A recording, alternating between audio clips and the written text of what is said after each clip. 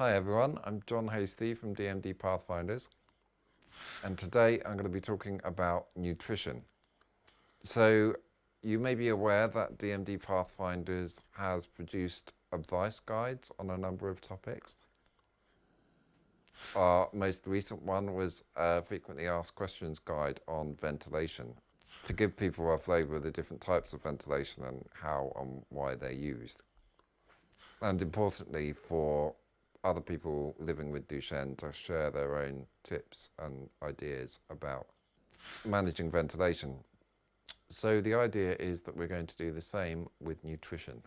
And what's most powerful about these guides is the user experience. The reason it works so well is because we've got lots of adults living with Duchenne from around the world, all sharing and contributing their own experiences, and through that we can learn a lot from each other. The reason we chose the name Pathfinders is because adults with Duchenne are really finding their own path, often lacking information and advice from doctors as to the best way to manage their condition.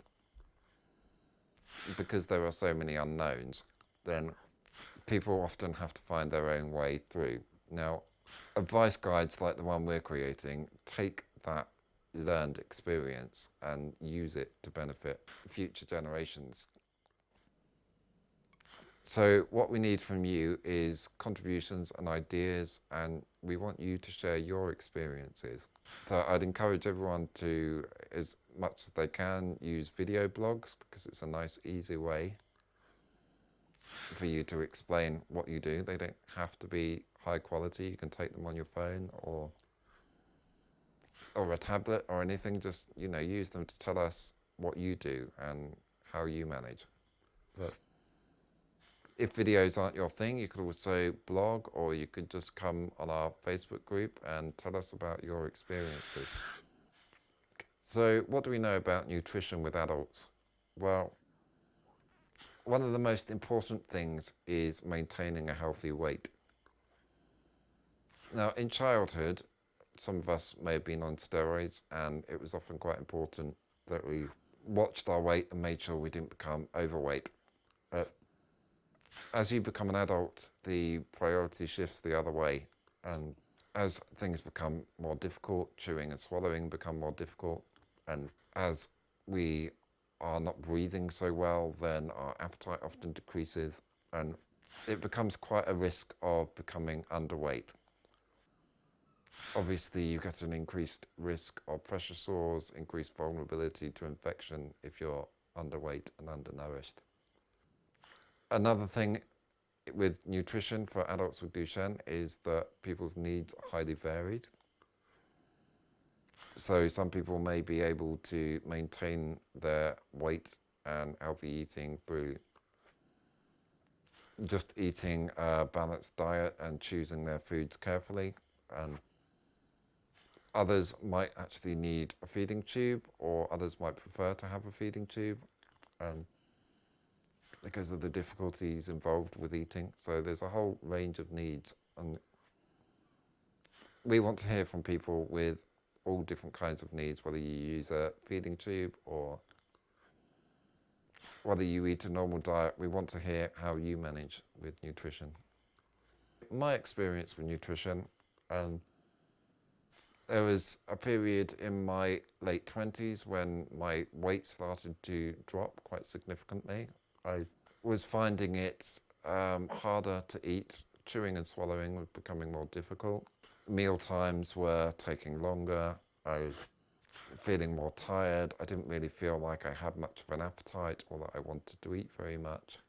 As a result, my weight started to drop. It was quite hard to access weighing equipment that could actually weigh me without me leaving my chair.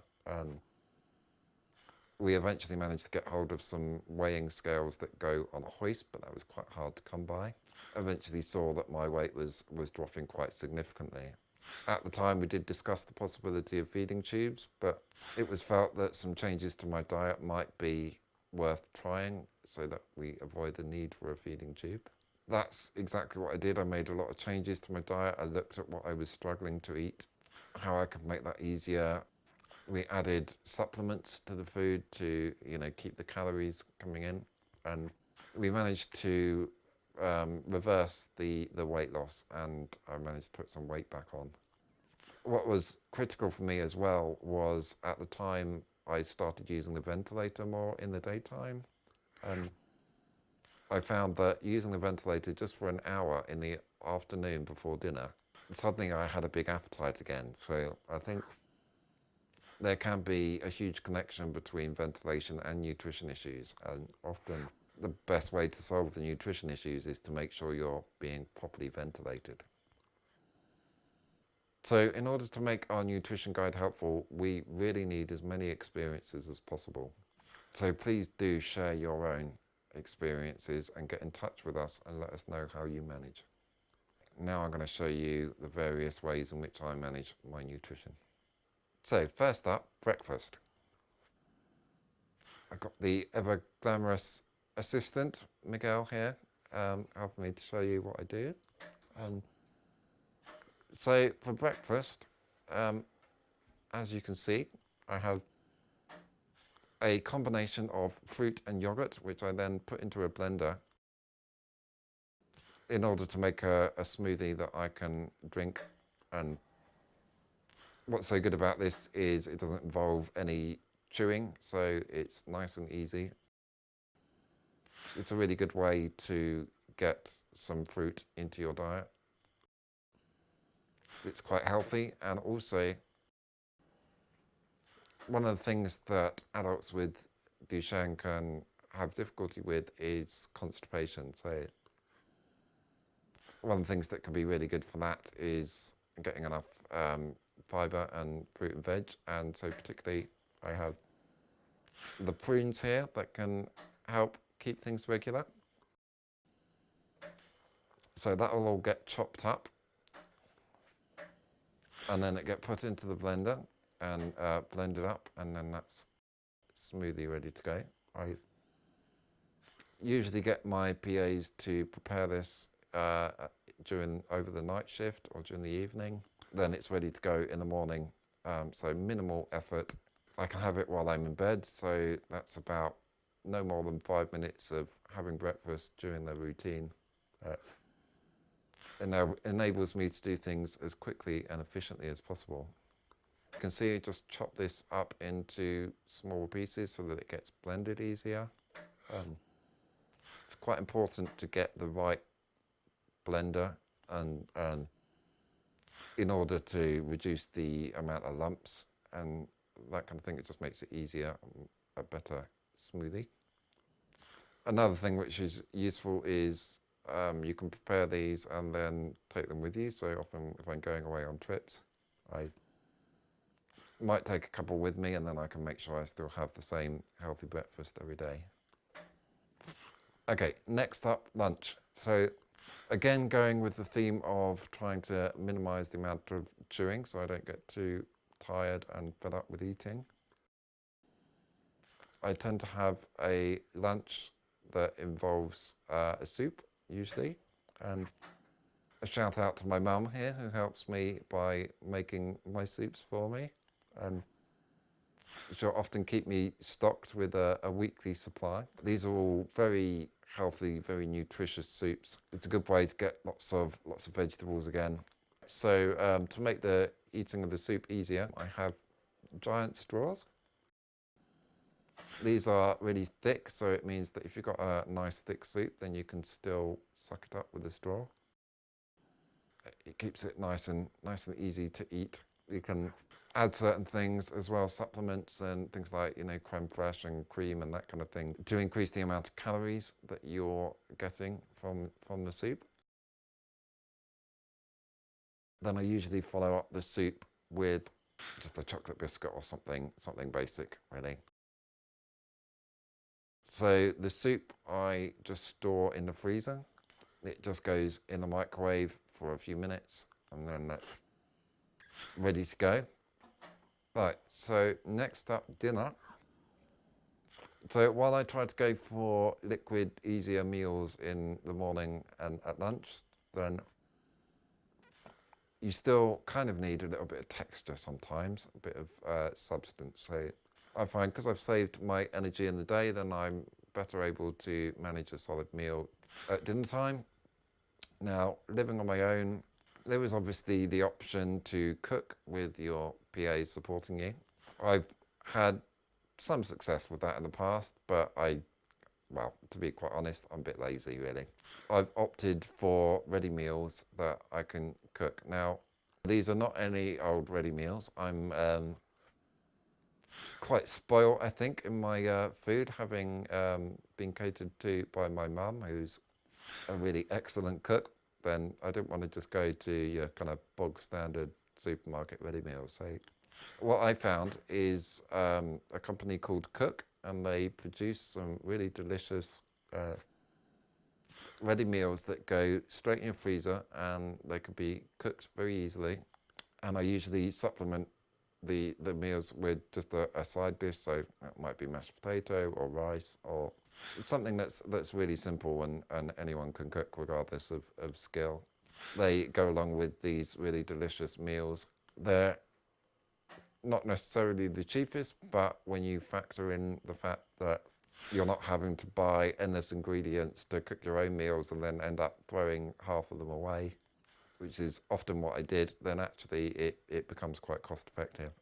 You can get these home delivered, or you can just go to your nearest shop and pick them up in many areas of the UK. And yeah, highly recommended, particularly suitable for someone like me. So still on the healthy balanced diet, then every meal that I eat at dinner time, I also have vegetables. Now, vegetables can be really difficult for chewing and for swallowing. So what I find easiest is to actually puree them, to blend them up.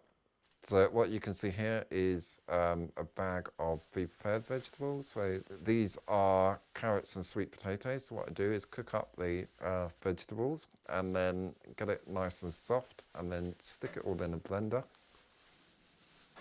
Blend it up so it becomes a kind of paste, and you can again add things like cream cheese or creme fraiche or stuff like that to actually add the calories to it as well.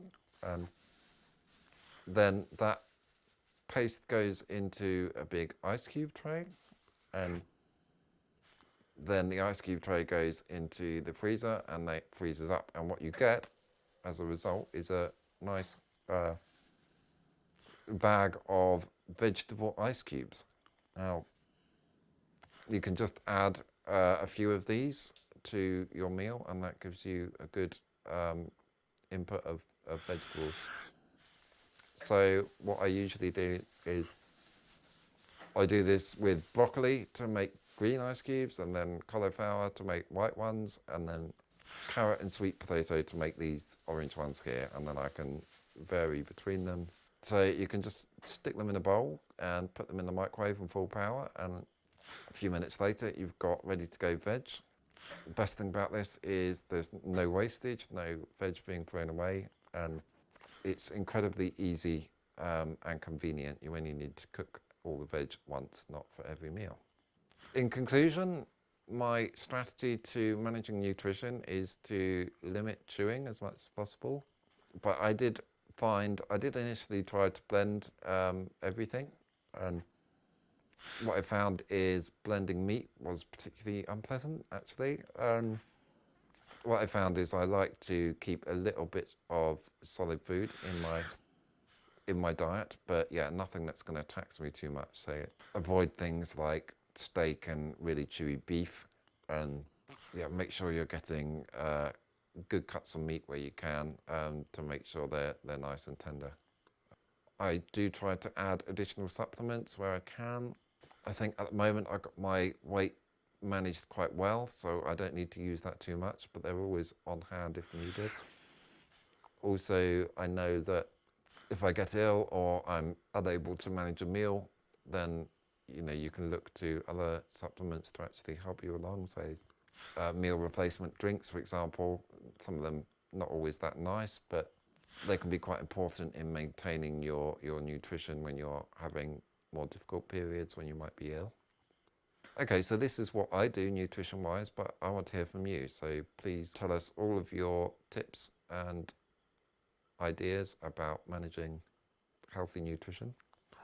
And if you use a feeding tube, then we want to hear from you about how you manage that and different tips and tricks that you can use, and whether you do that in combination with eating or whether or not you rely on that entirely. Then your experience is really helpful in helping us to do the best advice guide we can that is suitable for everybody.